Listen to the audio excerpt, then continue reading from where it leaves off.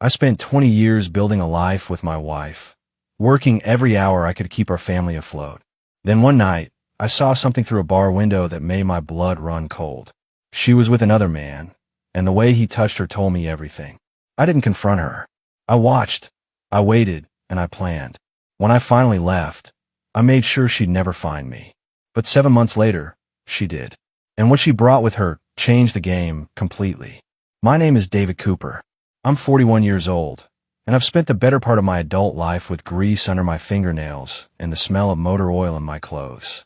I own Cooper's Auto Repair in a mid-sized town in Pennsylvania, the kind of place where everybody knows your name and your business. Been running that shop for 15 years, built it from nothing with my own 2 hands, and a loan I'm still paying off. Megan and I got married young, both of us barely 21. Some folks said we were crazy, too young to know what we were doing. Maybe they were right. But back then, it felt like the only thing that made sense.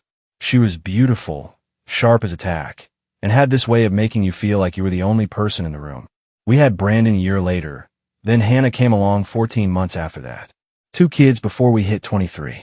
Life came at us fast, but we handled it. Or so I thought. The shop kept me busy. Real busy. Weekdays I'd be there from 7 in the morning until 6 at night. Sometimes later, if a job ran long. Saturdays too, especially during summer when the heat had everyone's AC units giving out and their engines overheating. Megan worked as an office manager at a local insurance company. Decent pay, good benefits. Between the 2 of us, we made it work. Paid the mortgage, kept food on the table, sent both kids off to college. Brandon's studying engineering at Penn State. Hannah's doing pre-med at Temple. I'm proud of them. Worked myself to the bone to make sure they'd have opportunities one never had. Took out loans, worked extra jobs, said yes to every overtime hour that came my way. That's what a father does. You sacrifice. You provide. You make sure your kids don't have to struggle the way you did. But somewhere along the way, while I was busy being a provider, I stopped being a husband. Or maybe Megan stopped being a wife. Hard to say which came first. All I know is that by the time I figured out what was happening, the damage was already done. The foundation had rotted out from under us, and I was the last one to smell the decay. It all started on a Wednesday evening in March. I remember because it was the day after Brandon's birthday, and we just sent him a care package with his favorite snacks and a check to help with books. I'd stayed late at the shop finishing up a restoration job on a '67 Chevy pickup. One of those projects you take on because you love the work, not because it pays well. When I finally locked up around 8:30, I was tired, hungry, and looking forward to a hot meal and maybe catching the end of the Sixers game. Instead, I got the beginning of the end of everything I thought I knew. I didn't go straight home that Wednesday night. Instead, I got a text from my buddy Greg, someone I'd known since high school. He was at Murphy's bar watching the Phillies game and asked if I wanted to join him for a beer. After the day I'd had, dealing with that stubborn Chevy and Tom, riding everyone at the shop, a cold one sounded perfect. Murphy's was one of those neighborhood places where the bartender knew your order before you sat down. Nothing fancy, just good beer, decent wings, and a big screen for the game. I pulled into the lot around 8:45, spotted Greg's truck, and headed inside. He was already at our usual spot near the window, 2 beers waiting. We talked shop for a while, complained about work, joked about the Phillies' defense. Normal stuff. The kind of conversation that doesn't require much thinking, just 2 guys unwinding after a long day. Then I saw her. I was glancing out the window, just watching people walk by on the street, when Megan appeared on the sidewalk. My wife, dressed nice, hair done up in that way she only bothered with for special occasions. But she wasn't alone. A man walked beside her. Tall, decent build, wearing a dark coat. They weren't holding hands, weren't wrapped up in each other, but something about the way they moved together made my stomach tighten. Then he did it. Just for a second, casual as anything, he placed his hand on the small of her back as they turned the corner. That gesture, that tiny, intimate touch that said everything. My beer stopped halfway to my mouth. Greg noticed, followed my gaze, then looked back at me with concern written all across his face. Dave, that your wife? I nodded slowly, couldn't speak. Who's the guy? No idea. I managed to get out. We both stood up at the same time. I threw some cash on the table and headed for the door, Greg right behind me. By the time we got outside, they'd turned the corner. I spotted them a block down, walking toward the parking lot behind the old pharmacy. You sure you want to do this? Greg asked quietly. I didn't answer, just started walking. We hung back far enough not to be noticed, but close enough to keep them in sight. They reached a dark SUV in the lot, something new and expensive looking. The guy opened the passenger door for her. She got in, smiling at something he said. No hesitation, no guilt on her face. Just comfortable like this was routine. The SUV pulled out, and I ran back to my truck with Greg jogging behind me. We followed them through town, keeping a safe distance. They weren't being careful, weren't checking mirrors, or taking weird routes. This wasn't their first time doing this. That much was clear. They drove for maybe 20 minutes, heading out toward the edge of town, where the buildings got older and the streetlights got dimmer. Finally, the SUV turned into a parking lot I recognized. The Sunset Motor Lodge. A rundown place that rented rooms by the hour, the kind of spot you only went to if you didn't want to be seen. I pulled into a spot across the street, killed the engine, and watched. The guy got out first, walked around to open her door. They went into the office together. Through the window, I could see them talking to the clerk. A minute later, they came out with a key and walked toward one of the rooms. Room 114. I watched them go inside and close the door. My hands were shaking. Not from anger yet, just shock. Greg sat beside me in silence, probably not knowing what to say. What do you say when you watch your buddy's wife walk into a motel room with another man? I pulled out my phone, opened the camera, and started taking pictures. The SUV's license plate, the motel sign, the room number. Then I zoomed in and got a shot of them through the window before the curtains closed. Not perfect photos, but good enough. What are you going to do? Greg finally asked. I don't know yet, I said, my voice flat. But I'm gonna need proof. All of it. We sat there for another 30 minutes, just watching that closed door. The anger was starting to build now, slow and hot, replacing the shock. 20 years. 2 kids. A life we'd built together. And she was in there with him. Finally, I started the truck. Let's go. You're not going to confront them? Not yet. I pulled out of the parking spot and headed back toward town. I need to think. I need a plan. I dropped Greg off at Murphy's so he could get his truck, then drove home. The house was dark when I arrived. Megan's car wasn't in the driveway. Of course not. She was still at that motel. I went inside, grabbed a beer from the fridge, even though I didn't want it, and sat at the kitchen table in the dark. The photos on my phone glowed in front of me. Evidence. Proof that my marriage was a lie. I don't know how long I sat there. Could have been an hour. Could have been 2. Eventually, I heard her car pull into the driveway. The front door opened. She came in humming something under her breath, set her purse on the counter. David, you still up? I didn't answer right away. Just sat there in the dark, watching her move through the kitchen, turning on lights. When she finally saw me sitting at the table, she jumped a little. God, you scared me. Why are you sitting in the dark? She smiled, trying to be casual. How was your day? I looked at her, really looked at her. The woman I'd spent half my life with. The mother of my children. A stranger. Where were you tonight, Meg? Her smile faltered just a bit. Just out with some friends from work. We grabbed dinner, had a few drinks. What? Which friends? Just some people from the office. You don't know them. She opened the fridge, pulled out a bottle of water. Why are you asking? I stood up slowly, pulled my phone from my pocket, and set on the counter in front of her. The photo of her and that man walking into the motel was pulled up on the screen. Her face went white. Who is he, Megan? She stared at the phone, her mouth opening and closing. No words came out. I asked you a question, I said, my voice deadly calm. Who is he? Megan stared at the phone screen for what felt like an eternity, her face cycling through emotions I couldn't quite read. Shock, definitely. Fear, maybe. But no shame. No guilt. That's what got me the most. David, I can explain, she finally said, her voice barely above a whisper. I almost laughed. Explain what? That you weren't at the Sunset Motor Lodge tonight? That the man in that photo isn't real? That I didn't watch you walk into room 114 with him? Her hand started shaking. She set the water bottle down on the counter, gripped the edge for support. How long were you watching? Long enough. I picked up my phone, pocketed it. Long enough to see you smile at him. Long enough to watch him open doors for you like some gentleman. Long enough to know this isn't the first time. It's not what you think. Then what is it, Meg? I kept my voice level, controlled. I wasn't going to yell. Wasn't going to give her the satisfaction of seeing me break. Because from where I'm standing, it looks like you've been sneaking around behind my back. How long? She looked down at her feet. A few months.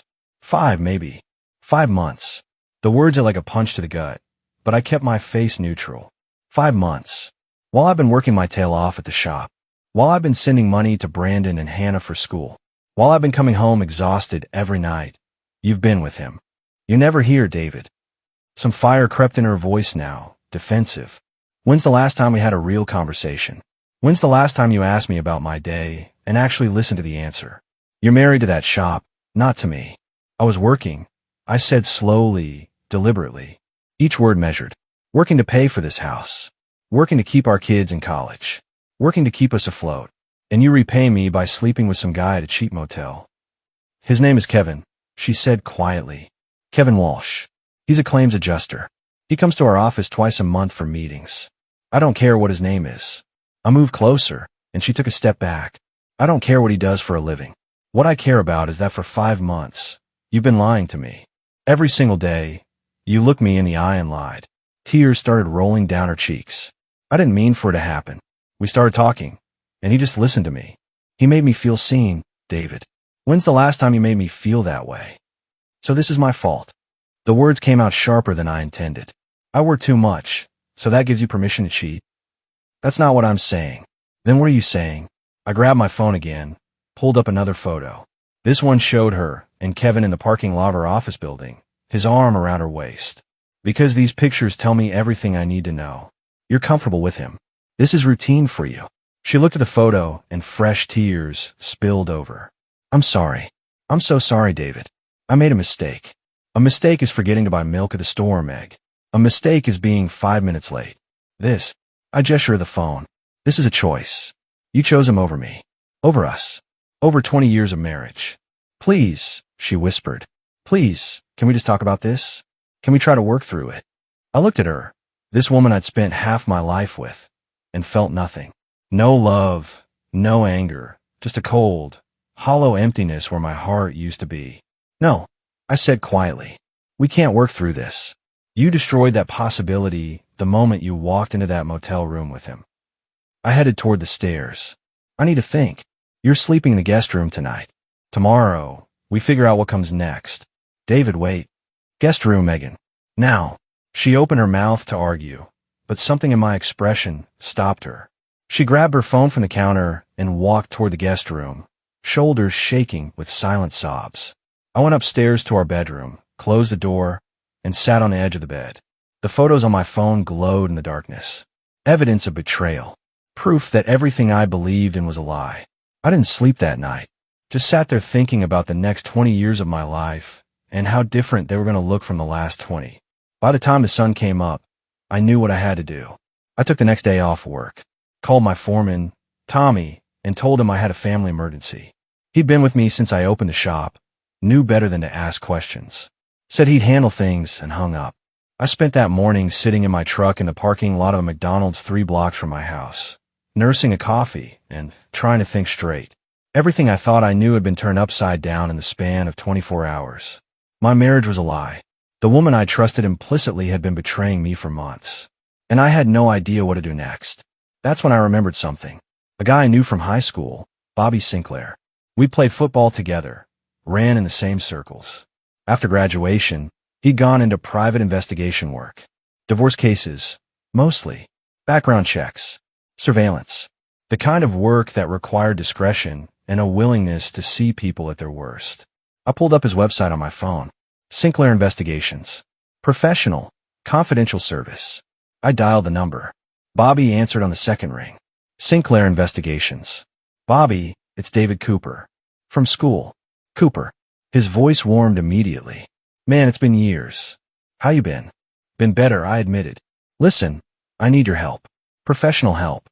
The warmth faded, replaced by business-like efficiency. What's going on? I told him. Not everything, just enough. He listened without interrupting, then gave a low whistle when I finished. Sorry to hear that, man. That's rough. He paused. You want to know how deep this goes? Yeah, I need to know everything. How long, how often, where they meet. If there's money involved. All of it. I can do that. It'll take maybe a week, 2 at most. I'll need some information from you. Photos of your wife, her schedule, the guy's name and workplace. Kevin Walsh.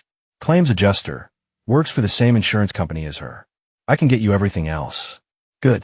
Email it to me. I'll start Monday. What's this going to cost me? He quoted a number that made me wince, but I didn't argue. Information like this was worth every penny. Do it. Whatever you find. I need to know. You got it. And David, I'm sorry, brother. Nobody deserves this. I hung up and sat there in that parking lot, watching people come and go. Families with kids, couples holding hands, normal people living normal lives. Lives that made sense. Mine didn't make sense anymore. But it would. Soon as Bobby finished his work, I'd have the truth. And then I'd know exactly what to do next. Bobby worked fast. By the end of the week, he had enough evidence to bury Megan and her boyfriend in court. He met me at a diner on the outskirts of town, slid a manila folder across the table, and ordered us both coffee. You're not going to like this, he said. I opened the folder. Inside were photos, dozens of them. Megan and Kevin Walsh walking into hotels together, sitting close at restaurants, his hand on hers. One picture showed them kissing in the parking lot of her office building, broad daylight, not even trying to hide it. But that wasn't the worst part. Check the bank statements, Bobby said quietly. I flipped through until I found them. There were charges I'd never seen before on our joint credit card. Jewelry purchases, expensive dinners, even a weekend trip to Atlantic City that Megan had told me was a work conference. Thousands of dollars. Money we should have been saving for Brandon and Hannah's tuition, spent on her affair. She's been pulling cash advances too, Bobby added.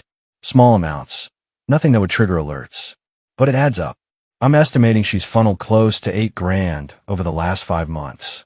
$8,000. Money I'd earned breaking my back at that shop. Money that should have gone to our kids' education. I felt sick. There's more, Bobby said.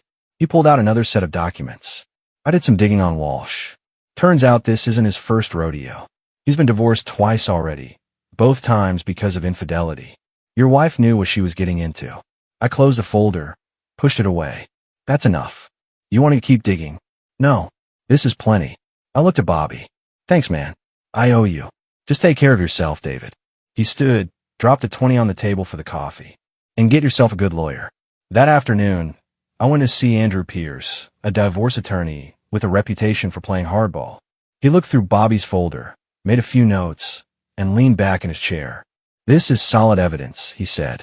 With this, we can push for a favorable settlement. She won't have much ground to stand on. I want the shop protected, I told him. That business is everything to me. I built it from nothing. We'll make sure it stays yours. What about the house? She can have it. I don't want anything that reminds me of her. Andrew nodded, making more notes. What about your kids? They're adults, so custody isn't an issue. But they should know what's happening. That was the part I'd been dreading. Telling Brandon and Hannah that their mother had destroyed our family. But they deserve the truth. I'll tell them this weekend, I said.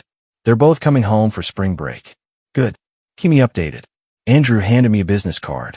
And David, don't do anything stupid. No confrontations. No threats. Let me handle this through the proper channels. I nodded, but part of me wanted to drive straight to Megan's office and drag Kevin Walsh out by his collar.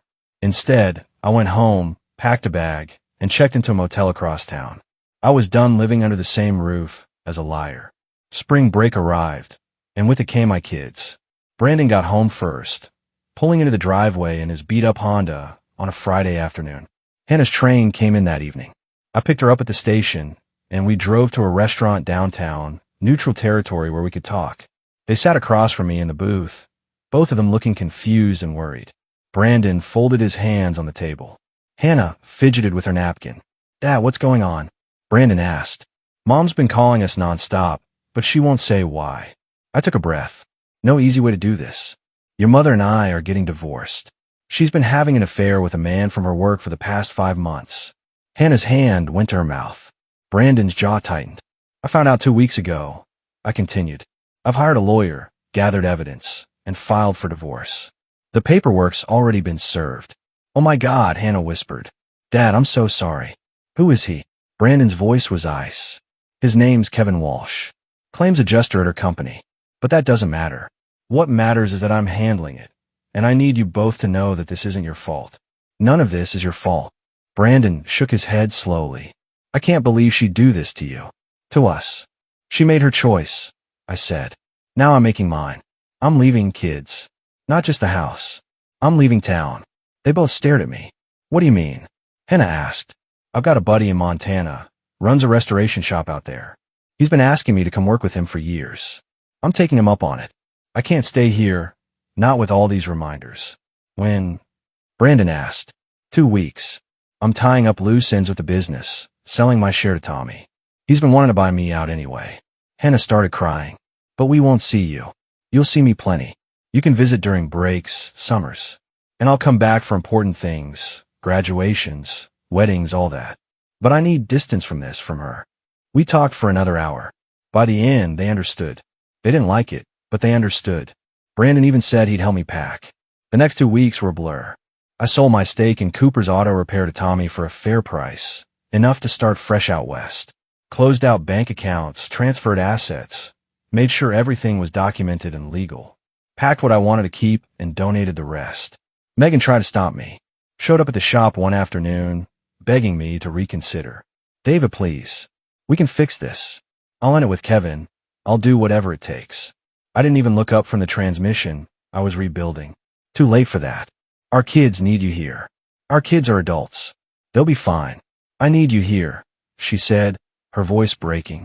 That made me stop. I straightened up, wiped my hands on a rag, and looked at her. You needed Kevin Walsh. You got him. Now live with that choice. She left in tears. On my last day, I loaded everything in my truck, hugged my kids goodbye, and hit the road before dawn. Didn't leave a note for Megan. Didn't say goodbye. Just disappeared. Like I'd never been there at all. Montana was nothing like Pennsylvania.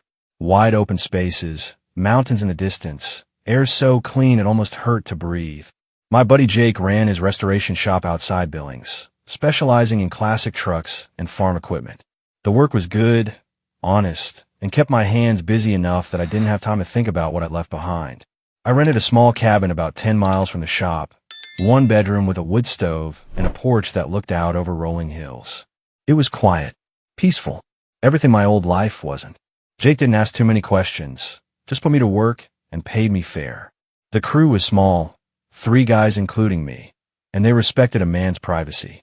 We'd work from dawn until dusk, then head to the local bar for a beer and some pool. Simple routine, no complications. About a month after I arrived, I met Nicole. She worked at the diner where I grabbed breakfast most mornings, always had a pot of coffee ready and a smile that seemed genuine. Brown hair pulled back in a ponytail, laugh lines around her eyes. The kind of woman who looked comfortable in her own skin. You're the new guy at Jake's place, she said one morning, pouring my coffee. Word travels fast around here, I replied. Small town. Everyone knows everyone's business. She set the pot down. I'm Nicole, by the way. David. She didn't pry, didn't ask where I was from or why I'd come. Just brought my eggs and toast, made small talk about the weather and the Broncos game from the weekend. It was easy, natural, the kind of conversation that doesn't require you to be anyone but yourself. I started coming in more often, sometimes for lunch, sometimes just for coffee in the afternoon. We talk about nothing important, music, movies, the best fishing spots in the area. She told me she'd moved to Montana 5 years ago from Colorado, wanted a fresh start after a bad breakup. I told her I was doing the same thing, leaving out the details about Megan and the affair. One evening after work, I stayed late at the shop finishing up a carburetor rebuild. When I finally headed out, it was past 9 and the diner was closed. But Nicole was still there, wiping down tables. I knocked on the glass door. She looked up, smiled, and let me in. Kitchen's closed, she said, but I can make you a sandwich if you're hungry. Just wanted to say hi, I admitted. Maybe see if you want to grab a drink sometime. She studied me for a moment, then nodded. I'd like that. We went out that Saturday. Nothing fancy, just a local bar, couple of beers, some conversation. She told me about her family back in Colorado, her dream of opening her own restaurant someday. I told her about Brandon and Hannah, about the shop I'd built and sold, about starting over. You seem like a man who's running from something, she said, not unkindly. Maybe. Or running towards something better. She smiled at that. I liked that answer. By the time summer rolled around, Nicole and I were spending most of our free time together. Nothing rushed, nothing forced. Just 2 people who'd been through the ringer, finding comfort in each other's company. For the first time in months, I felt like I could breathe again. 7 months after I left Pennsylvania, My phone rang. Unknown number. I almost didn't answer, but something made me pick up. David. The voice was familiar, but not one I wanted to hear. Brandon? What's wrong? My son sounded tired. Dad, Mom's been looking for you. She hired a private investigator. I think she found out where you are. My stomach dropped. How did she? She called Hannah, crying, saying she needed to talk to you. Hannah didn't tell her anything, but Mom's been making calls, checking with your old contacts. It's only a matter of time. I sat down on the porch steps, ran a hand through my hair. All right. Thanks for the heads up, son. Dad, she's desperate. I don't know what she wants, but be careful. We hung up. I sat there for a long time, watching the sun set over the mountains, feeling that old familiar not return to my gut. I'd known this day would come eventually. You can't just disappear and expect the past to stay buried forever. 2 days later, she showed up. I was working on a Dodge Power Wagon in the shop when Jay called out, David, you got a visitor. I looked up and there she was.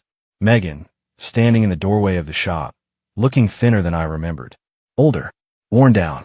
She was holding something wrapped in a blanket, and when I got closer, I realized what it was. A baby. My hand stopped moving. My brain stopped working.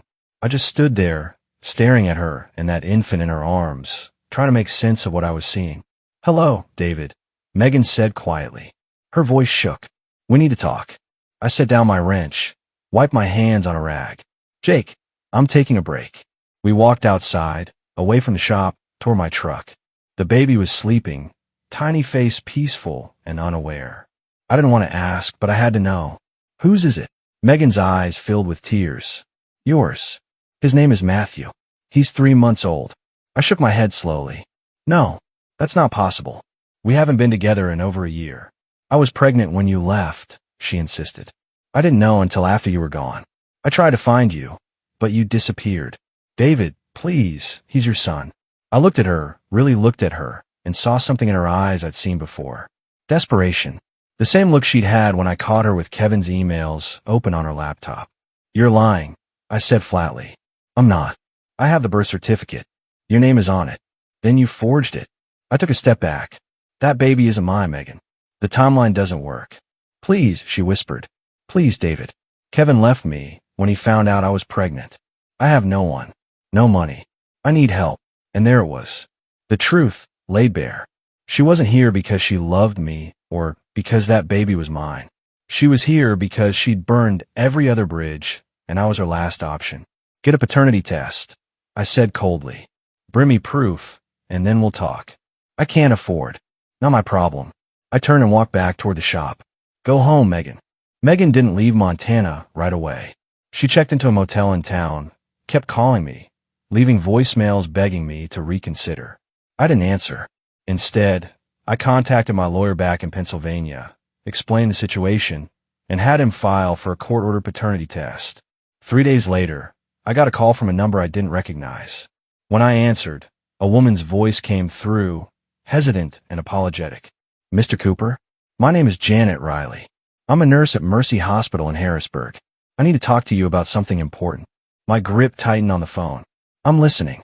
Your ex-wife, Megan Cooper, gave birth at our hospital 3 months ago. She listed you as the father on the birth certificate. But sir, I was there during her prenatal visits. I overheard conversations she had with a man named Kevin Walsh. He was with her at several appointments, and I heard them discussing the pregnancy. The dates she gave you don't match what's in our records. My heart pounded. What are you telling me?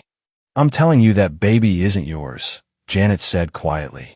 She was already 4 months pregnant when you left Pennsylvania, according to her medical records. She knew the whole time. I shouldn't be calling you, but I have a brother who went through something similar. I couldn't let her do this to you. I sat down hard on my porch steps. Do you have proof? I can't send your medical records. That's illegal. But when the paternity test gets ordered, the truth will come out. I just wanted you to know beforehand, so you weren't blindsided. After we hung up, I sat there for a long time, staring at nothing. Megan had come all this way, baby in hand, spinning lies to manipulate me into taking care of another man's child. The same man she destroyed our marriage for. The paternity test results came back a week later. Just as Janet had said, I wasn't the father. The baby was Kevin Walsh's. I had my lawyer send the results to Megan with a cease and desist order. If she contacted me again, I'd file harassment charges. She left Montana the next day without a word. Nicole found me that evening on the porch, staring at the mountains. She sat down beside me, didn't say anything at first, just let me process. "It's over," I finally said. "The test proved what I already knew. That baby's not mine." "I'm sorry you had to go through that," Nicole said softly. "I'm not," I replied, and I meant it. She showed me exactly who she is. Again, and this time, I didn't fall for it. I looked at Nicole, this woman who'd been patient with me, who'd never asked for more than I could give. "I'm done looking back. I'm ready to move forward." She smiled, squeezed my hand. "Good, because I'm not going anywhere." Brandon called that night. He'd heard about Megan's scheme from Hannah, who'd gotten wind of it through some mutual friends back home. "Dad, I'm sorry," Brandon said. "I can't believe she tried to pull that." "It's not your fault, son. Your mother made her choices. Now she's living with them. Hannah wants to come visit for Thanksgiving. We both do, if that's okay." I felt my chest tighten, but in a good way. "I'd like that. I like that a lot. And Dad, I'm proud of you. For walking away, for standing your ground. You taught us what a man's supposed to do when the world tries to break him." After we hung up, I sat on that porch with Nicole beside me and felt something I hadn't felt in over a year. Peace. Real, honest peace. The kind that comes from knowing you did right by yourself, even when it was hard. 8 months after Megan showed up in Montana with another man's baby, I married Nicole on a Saturday afternoon in late May. Nothing fancy, just a simple ceremony at the courthouse in Billings with Jake as my best man and Nicole's sister as her maid of honor. Brandon and Hannah flew in for the weekend, both of them genuinely happy to see me moving forward. "She's good for you, Dad," Hannah said, hugging Nicole tight after the ceremony. "Really good. We bought a house together that summer, a modest place on 5 acres with a barn I converted into my own shop. Jake and I had become partners in his restoration business, and work was steady. I was making decent money, enough to help the kids with their loans and still have something left over. Brandon graduated from Penn State that December with his engineering degree. I drove back to Pennsylvania for the ceremony, first time I'd set foot in that state since I left. It felt strange being back, like visiting a place you used to know but don't quite recognize anymore. Megan wasn't at the graduation. Brandon had told her not to come. Apparently, after Kevin found out the baby was his, he'd panicked and cut off all contact. She'd moved in with her sister in Ohio, was working retail, and struggling to make ends meet. I didn't ask for details, didn't want to know. That chapter of my life was closed. Hannah graduated the following spring with honors, already accepted into medical school. She came to visit us in Montana that summer, spent 2 weeks helping Nicole plant a garden and learning to ride horses from our neighbor. She seemed lighter, happier, like she'd finally made peace with what happened. Mom called me last week. Hannah mentioned one evening while we were sitting on the porch. Asked if I'd seen you, if you were happy. What did you tell her? I told her you'd moved on, that you have a good life now with someone who treats you right. She looked at me. She cried. Said she made the biggest mistake of her life, letting you go. I nodded slowly. She didn't let me go. I left. There's a difference. I know. And for what it's worth, I'm glad you did. You deserve better than what she gave you. Nicole and I talked about kids sometimes, whether we wanted to start a family together. We decided we were happy as we were, just the two of us building something simple and honest. No lies, no secrets, no games. Just two people who'd been through hell and found each other on the other side. The shop I'd built back in Pennsylvania, Cooper's Auto Repair, was thriving under Tommy's ownership. He'd expanded, hired more guys, even opened a second location. He sent me photos sometimes, asked my advice on tricky jobs. It was good seeing something I'd created continue to grow, even if I wasn't part of it anymore.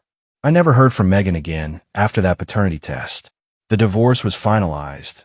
The fraud charges were dropped after she signed an affidavit admitting she'd known Kevin was the father all along. She faded into my rearview mirror like a bad dream you forget upon waking. These days, I wake up next to a woman who chose me, not out of desperation or manipulation, but because she genuinely wants to be here. I work with my hands doing something I love. My kids are thriving, building their own lives. I've got good friends, a solid roof over my head, and peace of mind. That's more than enough. That's everything.